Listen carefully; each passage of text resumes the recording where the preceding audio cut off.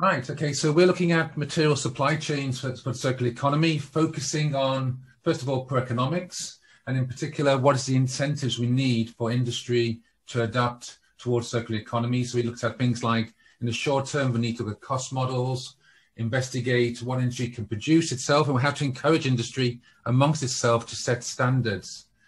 Going forward, we saw the need to probably even ban exports of waste materials to force the industry to do it locally.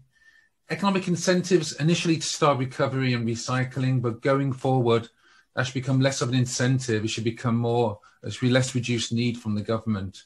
We also felt medium term, we need to look at things like establishing infrastructure to promote a circular economy, supply chains, which don't really exist to the length we need now, but will be a medium term thing. And moving forward, we could see the UK in a position where we could look at international agreements and actually to, as a whole, a circular economy standard, but like COP26 or COP40, whatever it may be, and also maybe becoming an exporting nation in the area of circular economy. Looking at the big picture, we realize there's a lack of knowledge among stakeholders at the moment.